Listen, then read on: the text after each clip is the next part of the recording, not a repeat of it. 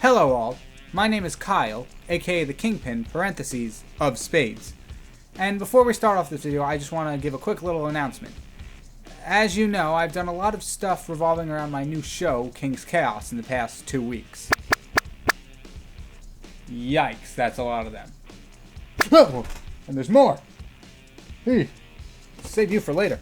But today, I promise, is something completely different. Something completely, totally unrelated to King's Chaos. It's a nice little art project. We'll get to that in a second. King's Chaos, as a quick announcement, I just want to say, is now on Spotify and Apple Podcasts. The link is in the description to both of those below. Feel free to check it out and subscribe at any time. With that being said and done, do I have a story for you? I decided to take the superhero team that I made in my second Scribble to Shading episode, these guys, the Project Phoenix Initiative, and flesh out their stories a little more and create an art piece around it. I've actually been using these guys quite a lot recently, mostly for school assignments, but I've also decided to create this portrait and tell a story around it. So, without further ado, please enjoy the Project Phoenix Initiative Team Alpha Mission 1 Bang. The members of Team Alpha had just finished recovering from their operations by top Project Phoenix Initiative doctors, and were given extensive training to hone their newly given skills. In addition, all 3 members have been told how to activate their powers. That is, what the use of their abilities will cost them. Sunflower had to drain the life force from other living creatures in order to heal herself or others. Heavy Metal, whose real name was Scott, had to break a bone for the metal coating around his skin to show up. And Danny Damage had to feel humiliated or embarrassed to activate his increased agility. None of the 3 team members were thrilled with the personal sacrifice they had to make for their special abilities, also known as Ashes. They didn't have much time to argue or dispute it though, because not long after, a loudspeaker crackled to life, and the voice on the other end called for Team Alpha to report to the mission room for their first assignment.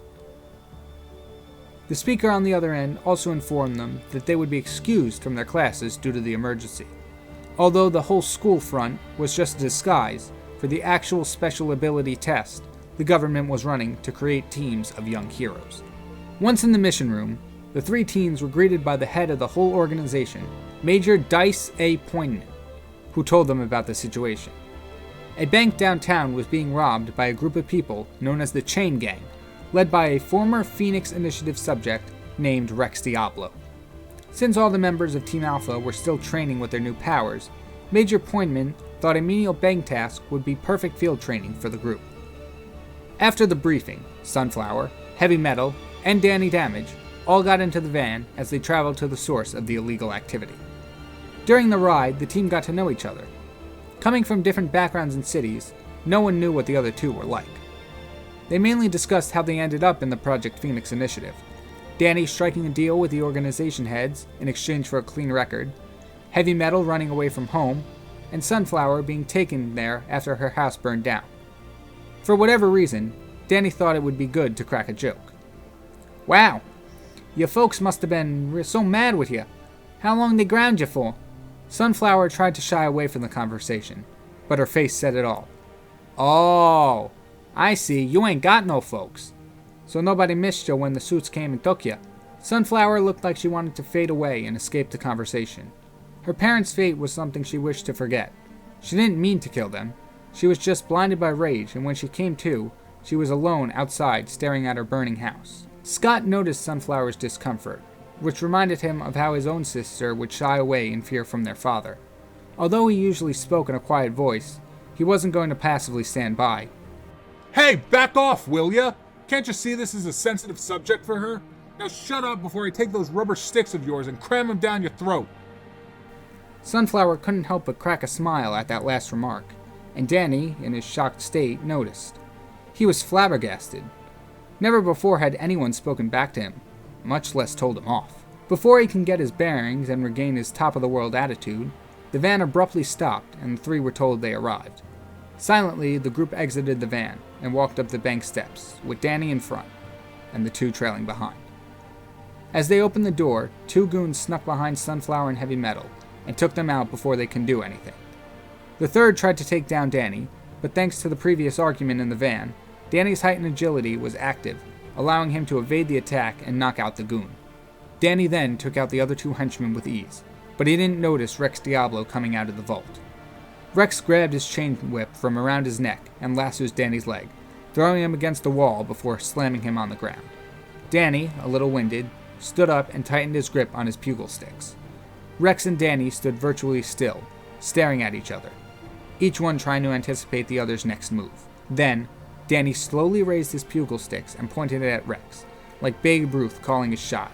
And quicker than Rex realized, Danny struck him in the head with his stick, sending him sliding across the floor. Still conscious, Rex struggled to his feet, only to be met with an onslaught of blows from Danny. Unable to even reach his chain whip, Rex took the full force of every single blow until he fell to the floor unconscious. Danny took a moment to catch his breath before limping over to Heavy Metal. Struggling to lift him up, Danny whispered a quiet thank you to his new teammate before grabbing Sunflower and dragging their unconscious bodies back to the van.